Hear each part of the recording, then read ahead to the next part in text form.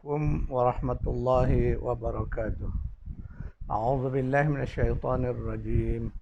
بسم الله الرحمن الرحيم. إن الحمد لله نحمده ونستعين ونستغفره ونعوذ بالله من شرور أنفسنا ومن سيئات أعمالنا. من يهده الله فلا مضل له ومن يضلله فلا هادي له. أشهد أن لا إله إلا الله وحده لا شريك له وأشهد أن محمدا عبده ورسوله. اللهم صل على محمد وعلى آل محمد. اللهم انفعنا بما علمتنا وعلمنا ما ينفعنا وزدنا علما. سبحانك لا علم لنا إلا ما علمتنا إنك أنت العليم الحكيم. اللهم آمين. Alhamdulillah, syukurillah. InsyaAllah malam ini kita mulakan kuliah tadabbur bagi memahami Al-Quran. Terlebih dahulu saya ingin mengucapkan ribuan terima kasih kepada sahabat-sahabat ahli grup dan juga penonton-penonton video ini. InsyaAllah kita manfaatkan masa ini untuk memahami ayat-ayat Al-Quran.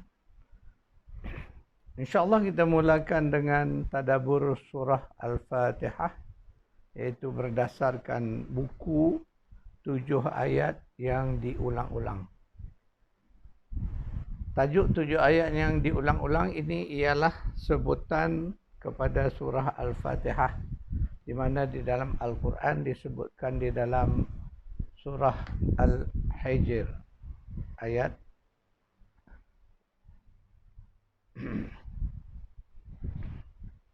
jadi insyaAllah saudara-saudara, sahabat-sahabat sekalian, kita mengikuti kuliah kita untuk mendapat kesan yang lebih baik. Eloknya setiap orang memiliki buku ini sebab buku ini menjadi rujukan kita insyaAllah. Di samping itu perlu juga memiliki terjemahan Al-Quran, iaitu sama ada dipanggil tafsir Al-Quran ataupun terjemahan. Dan lebih baik sekiranya kita mempunyai terjemahan yang ada bersamanya dipanggil terjemahan perkata. Ini lebih baik lagi untuk memudahkan kita belajar nanti insyaAllah. Itu sajalah syarat-syarat untuk menjadikan kuliah kita lebih berkesan. Bagi mereka yang tak mempunyai kitab tafsir atau terjemahan, tidak ada masalah. Gunakanlah handphone anda yang ada WhatsApp Al-Quran. Sekarang hari ini WhatsApp aplikasi Al-Quran ini banyak dan boleh dapat secara percuma. Jadi boleh kita memanfaatkan handphone ini sebagai rujukan untuk pembelajaran kita. Kemudian saya nak jelaskan dalam kaedah kita belajar tadabbur, kita hanya akan menggunakan rujukan berdasar kepada nombor ayat, nombor surah dan nombor ayat. Jadi nanti kita biasakan dengan kaedah ini. Saya akan mencatat rujukan itu dalam bentuk yang sederhana.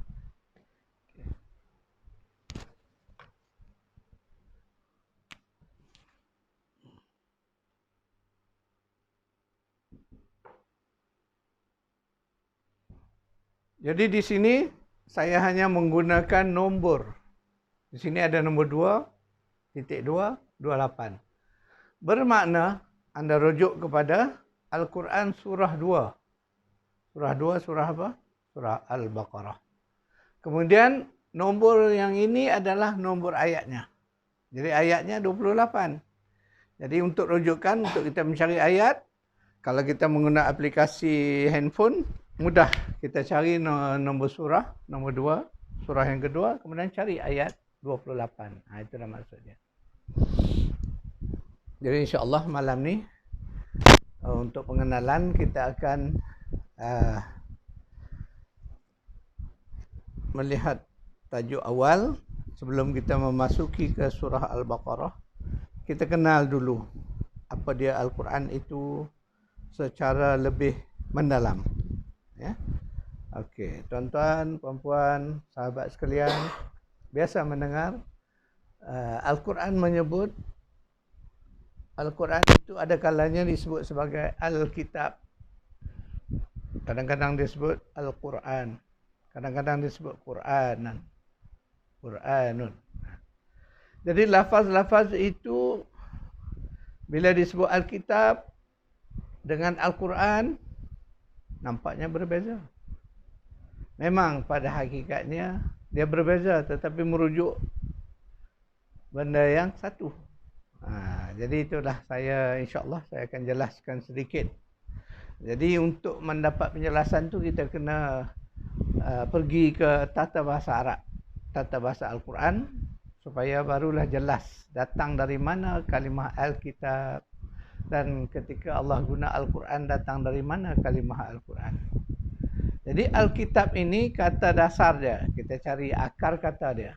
Ini bagus kesempatan untuk kita belajar sedikit tata bahasa Al-Quran. Itu tata bahasa Arab. InsyaAllah kita belajar yang mudah-mudah, yang sederhana. Tak ada yang berat insyaAllah. Yang penting tujuan kita bukan nak mahir, nak fasih bahasa Arab, tidak. Tetapi sekadar untuk membantu kita memahami Al-Quran. Okey. InsyaAllah saya tunjukkan. Lafaz Al-Kitab.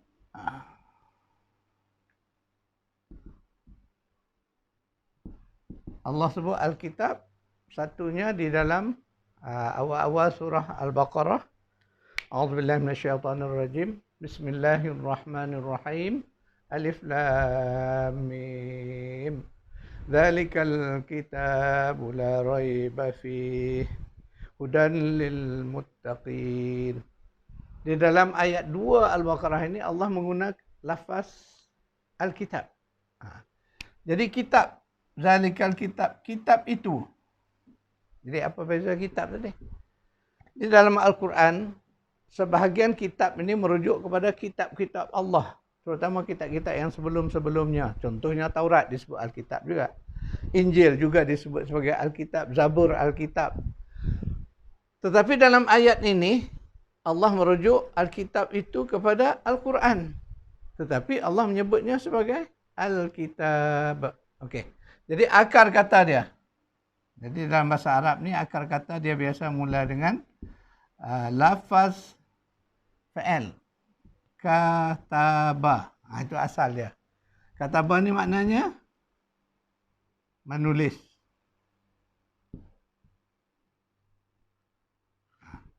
Perbuatan menulis itu katabah.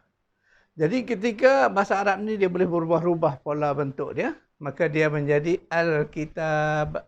Jadi ini katabah perbuatan. Al-Kitab ini kata nama. Kata nama ataupun dalam bahasa Arab dipanggil ismun. Isim.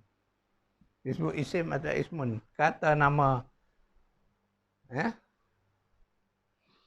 Jadi kata nama bermakna kalau di sini kataba menulis, bila disebut Alkitab bermakna himpunan tulisan-tulisan.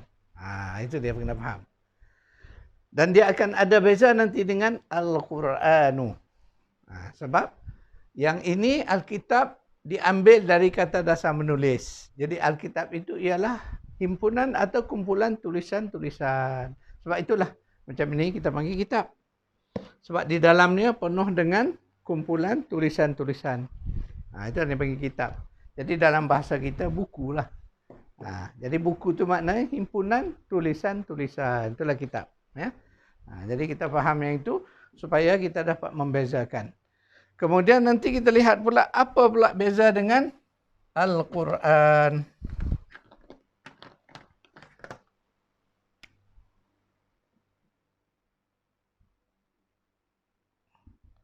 Al-Quran ini adalah kalimah yang akar katanya ialah qara'a.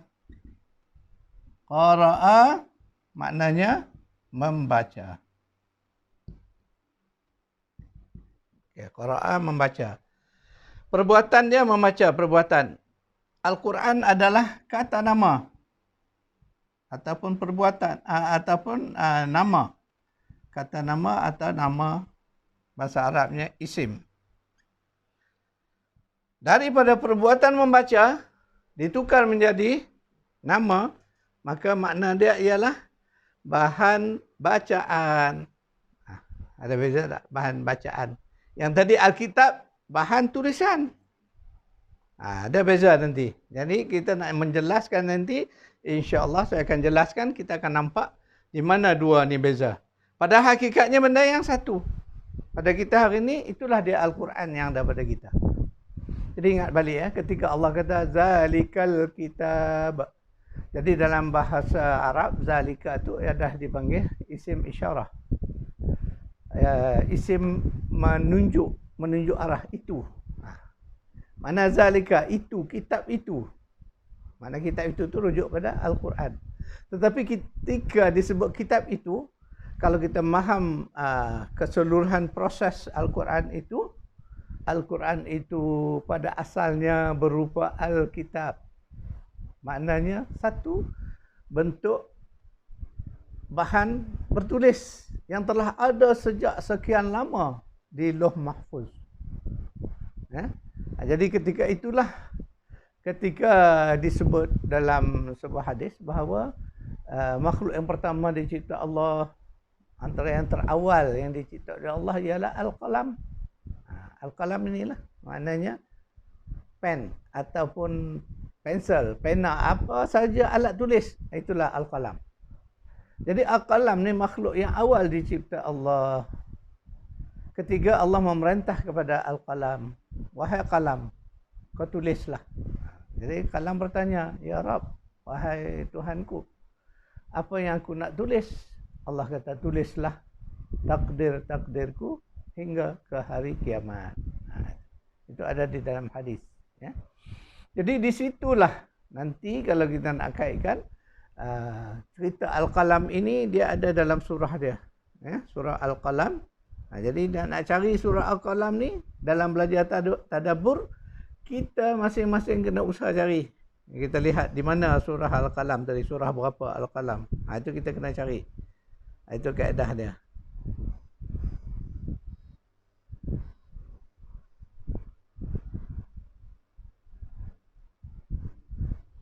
Jadi yang ada app boleh cari surah Al-Qalam, ya. Kita tengok di mana surah Al-Qalam, surah nombor berapa, kemudian kita lihat ayat dia berapa, ya. Okey, kita lihat, kita cari. Usaha mencari inilah sebenarnya satu daripada aktiviti tadabbur. Jadi kalau pendengar, penonton nak belajar macam mana tadabbur, ni yang kita buat ni. Jadi masing-masing kita kena cari. Di mana surah nombor berapa surah Al-Qalam. Kita tengok di sini. Surah nombor berapa Al-Qalam tadi?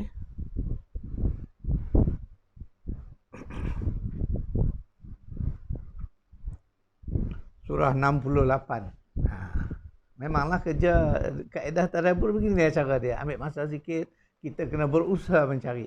Bila jumpa surah Al-Qalam, kita buka. Mari kita buka, kita cari ayat yang pertama. A'udzubillahi minasyaitonirrajim. Bismillahirrahmanirrahim. Nun wal qalami wama yasturun. Nun, huruf nun. Jadi sebab tu sebut huruf nun. Wal qalam, demi kalam.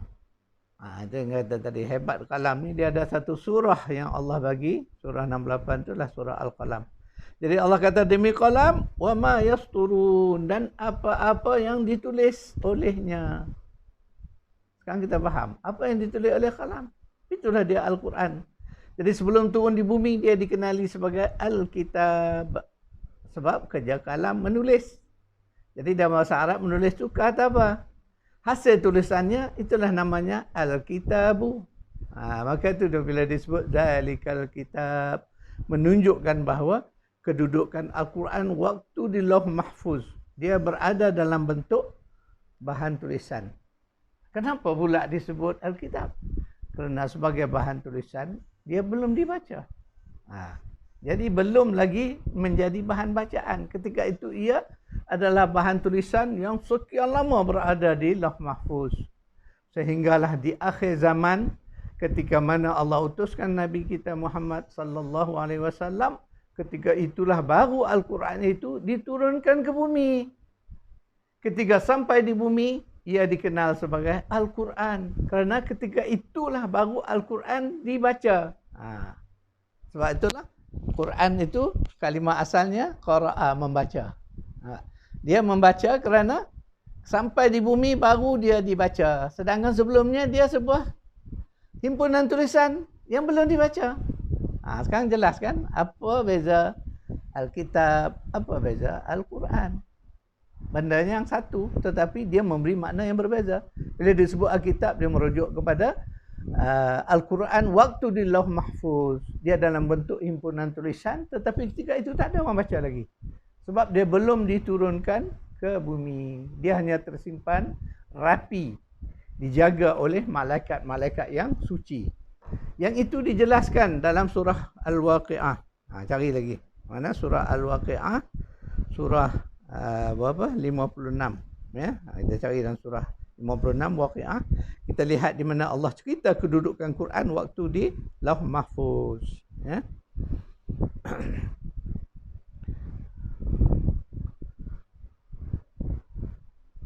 A'udzubillahi minasyaitonirrajim.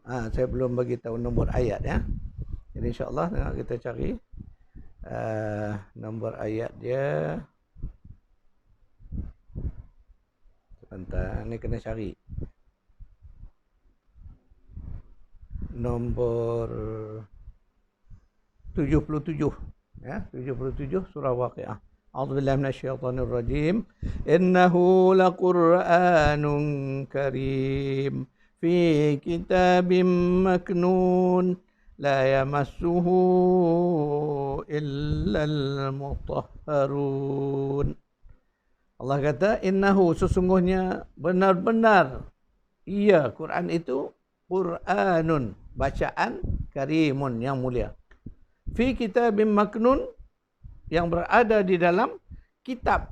Itu disebut kitab tadi, yang terpelihara di Lauh Mahfuz. La yamassuhu, tidak menyentuhnya illal mutahharun, melainkan kelompok yang disucikan. Itu merujuk kepada malaikat.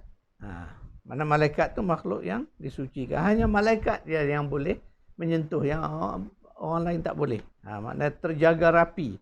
Sebab itu disebut Lauhun Mahfuz. Makna lauh, tempat simpanan Quran itu yang terpelihara, terjaga. Itu makna mahfuz. Lauh ni papan lah. Macam ni sekarang. Tulisan ni dijaga rapi. Di lauh lah ni. Ni papan putih ni adalah lauh.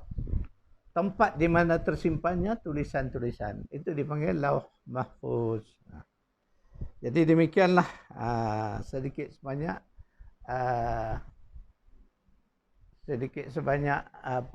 kuliah kita malam ini. InsyaAllah sebagai pengenalan, kita bermula dengan mengenal apa beza Alkitab, apa beza Al-Quran.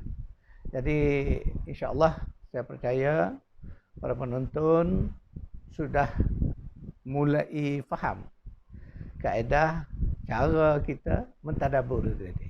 Jadi itu saya sebut bahawa tadabur ni kena ada aktiviti. Walaupun kita yang mendengar, yang belajar tadabur, kita kena ada aktiviti.